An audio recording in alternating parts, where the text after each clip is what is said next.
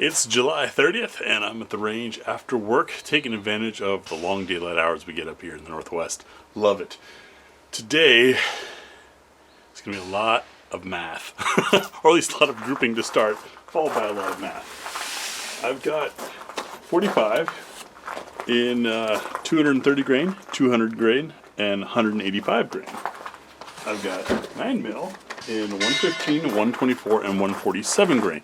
And no, this project is not sponsored by Sig. They don't even know I'm doing this. I just bought it because they were one of the only companies that has the same loading, in this case the Elite Performance Ammunition V-Crown, available in multiple weights for the same caliber, and then it has that load also in other calibers. And I'm looking to find out a few things. Why do all of them exist? Right? People have their preferences. You hear people on the internet, of course, all the time. Oh, we got to go 124 grain, got to go 147. Oh, for 45 you need this. I suspect that what we're going to find is it depends on barrel length. And so I've got 6 guns out here, 3 different barrel lengths of 9mm, 3 different barrel lengths of 45, and I'm going to chrono and group, because might as well get practice out of it, right? Each of those loads through each of the applicable guns. So 5 shots each times 3 loads times 3 guns times 2 calibers is what I'm looking to pull off today. I hope I've got the energy for it to make it well. But I want to see which loading gives us the most energy out of which barrel length. Generally, the rule of thumb is that velocity beats bullet weight. However, the burn rate, the acceleration rate, the total velocity gained in the barrel length, all of that plays a role. And I think I'm open to some surprises. Let's put it that way. But I'm going to film all these individually. I'll probably put them individually on the channel, on this second channel, just so the data's out there. But the main thing I'm going to be doing is crunching all this data, calculating the muzzle energy, and then creating charts and having an article over at gbgunsdepot.com so that you guys know, based on your barrel length, and I chose common ones for both calibers, which weight projectile might give you the most energy. And I say might because this is only one type of ammunition. I wanted to do something like Hornady Critical Defense or Federal HSTs, but I could not find a big enough variety of bullet weights for the caliber in both calibers at the time that I was purchasing, and I wanted to get it all at once. This was not a cheap thing to do. This is $300 in ammo just right here, and then I'm going to have a lot of time crunching it. But I'm curious to see if we'll find that, say, 115 is better than 124 in one barrel length, but not another. I'm also curious to look at not just by caliber, but cumulatively 45 versus 9. Because 45, I had it was my original caliber. My first pistol was 45. My second pistol was 45. In fact, my second one is here today. It was my first real carry gun, an XDM in 45 ACP, because I knew 45.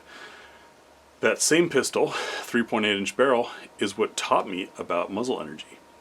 Because when I started competing, I shot with what I had, and that was my carry gun, and I thought, well, when I compete, I'll shoot what I carry. That way this is also training.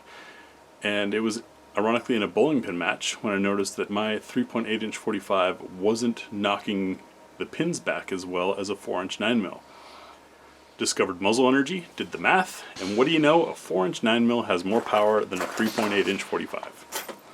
And while terminal performance, what the bullet actually does in the target, is of course important, the whole goal of shooting, the whole purpose of shooting, is to deliver energy on target. So without having a realistic gel and going through all the rigmarole of trying to have a gel test that is both meeting the FBI standards and practical and filmable and real, muzzle energy is the best thing we can do, and just assume that the projectile is going to do what it needs to do, or at least deliver that energy as best as possible in the target. So that's what I'm going to be calculating today. It might be a while before all of this gets charted and numbers crunched and all that kind of stuff. It's an exhausting thing to do, but I will be doing individual videos with the loads and the guns on the second channel. Why here instead of the main channel? Well, I still have 9mm 115 grain test videos from last year's massive 24 load test unpublished on the main channel because there's just been other things of higher priority to get out there. So in order to get them all out, I'm going to put them on this channel where there's 5 videos a week, so that makes things a little bit easier. I'd love to do a follow-up with you guys in this same clip like I do when I do gun reviews, but since all I will know here is speed, and of course the shorter barrels are going to be slower, and of course the heavier bullets are going to be slower, I won't know the real difference, what that muzzle energy is, until I get home and run it all through a calculator with some internet service. Fun times. Thank you to all the we've had another big swell of patrons. I really appreciate it. Your contributions make stuff like me dropping $300 to test 6 different loads of ammunition a little less painful on my own wallet. Really appreciate you guys, and we'll see you in the next video. Thanks for watching.